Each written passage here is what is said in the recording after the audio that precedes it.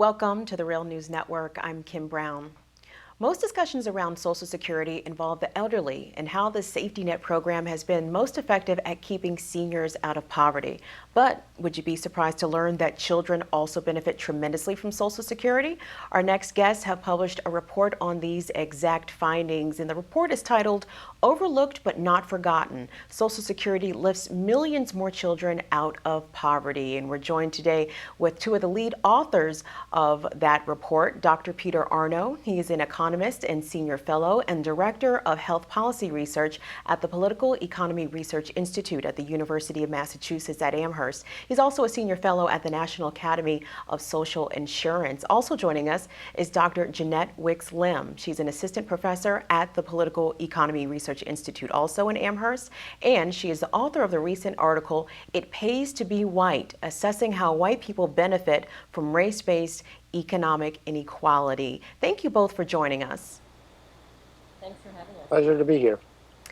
Well, Social Security is often seen as something to help the elderly, but you found, in fact, that millions of children are benefiting from it. How many children are affected by Social Security, both directly and indirectly? This study was sponsored and funded through the Center for Global Policy Solutions and the Robert Wood Johnson Foundation. The official statistics from the Social Security Administration has the number of children under the age of 18 who directly benefit from Social Security at about 3.2 million children, a number which has been relatively stable over the last decade or so. However, in our study, we looked at the number of children who not only benefited directly, but also lived in families that received Social Security benefits. And when those children are counted, that adds another 3.2 million children, totaling about 6.4 million, which represents about 9% of the all children under the age of 18 in the United States. And part of that number that you mentioned is because that more people are living intergenerationally in American households these days. That's correct. There's been a growth in the multi-generational household formation in the U.S., and this is where the growth in the number of children who benefit from Social Security really comes from. As I said, the number of direct beneficiaries has been around 3 million each year over the last 10 to 14 years, whereas the number of children living in multi-generational households has continued to grow each year. So, Dr. Wicks-Lim, what did you find the impact of Social Security on child poverty rates has been? Well, what we found was that Social Security benefits has a dramatic impact on the poverty rates amongst children in families that receive Social Security. So to show this, we did a pretty simple exercise. We looked at families with children and that receive Social Security benefits, and we compared their poverty rates with the Social Security benefits included in their income, and then we looked at the poverty rate when we excluded that Social Security income. What we found is that overall, in these families with children that receive Social Security benefits, the poverty rates rose about 17 percentage points. So we're talking about between about 26% up to 43%. So there was a dramatic rise. There would be a dramatic rise in the percent of children who are poor amongst families that receive Social Security if they did not receive those benefits. And in terms of overall numbers, just to get a better sense of the magnitude of that change, you're talking about over 1 million children that we would be adding to our poverty count if they did not receive those Social Security benefits.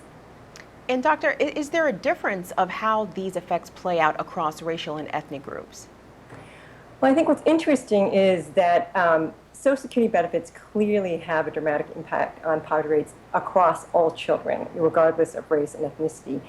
We did look at what the impact would be on poverty rates within white, black, and Latino children and children of other racial and ethnic identities.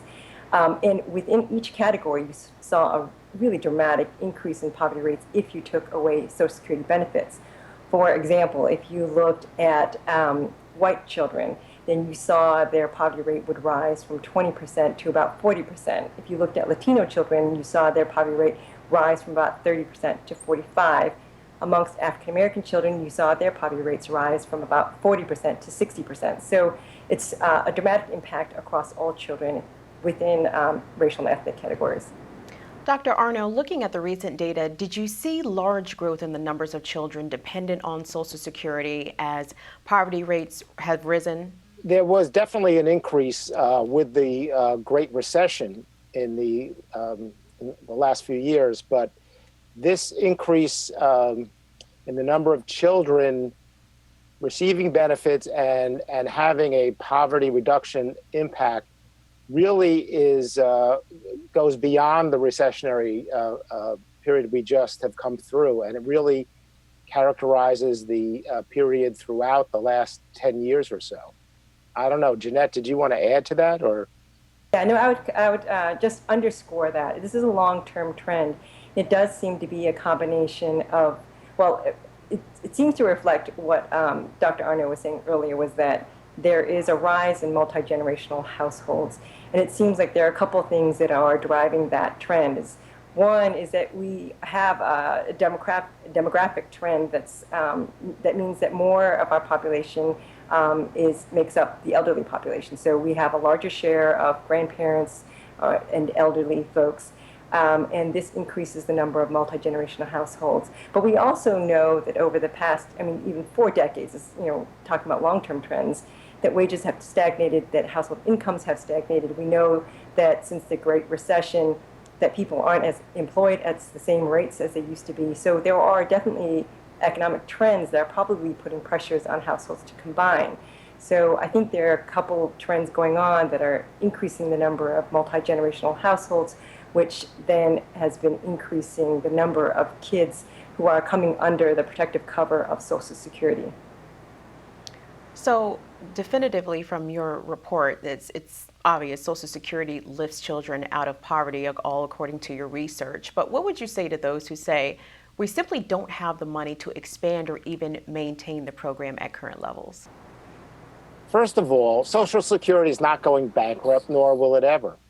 It currently has a surplus of $2.8 trillion. And according to the Social Security actuaries, there are funds available to pay 100% of benefits to all beneficiaries until the year 2034. At that point, if nothing whatsoever is done, which is extremely unlikely, approximately 80% of benefits would be paid thereafter. So there are a number of options to shore up Social Security's long-term financial liabilities that do not entail cutting benefits and, in fact, should lead and could lead to increasing these benefits. The most sensible approach would be to raise or eliminate what's called the salary cap on Social Security taxes. Currently, the main source of Social Security income comes from the payroll tax on every wage earner's paycheck. It's 6.2% for employees and the same amount for employers. But there is a cap on the salaries that are taxed, which is currently this year $118,500. Any wage income that's above that cap is not taxed for Social Security. So while the cap covers 94% of American wage earners, the 6% of wage earners earning above the cap they leave off the table over $1 trillion of untaxed wages, which would go a long way to shoring up Social Security's financing. And there's ample historical precedent for removing the cap. This was done in the Medicare program in the 1990s to improve their financing. And one final point, the Social Security tax as it stands today is only on wages. But we know that the wealthiest Americans derive the majority of their income not from wages, but from capital income, such as capital gains and dividends. These two have also begun to be taxed in the Medicare program, and why not for Social Security? So, this is just one possible and a very probable avenue that will be pushed for. It's in the Democratic platform. The candidates have spoken about it. There's bills before Congress to do this, and it's something that would go a long way to shoring up the finances and allowing benefits to be expanded. Just one thing to add on to what Peter was saying about the income cap. I saw a really interesting study done by the Center for Economic and Policy Research, where they looked at the increasing income inequality over the years and how it has impacted the Social Security revenue.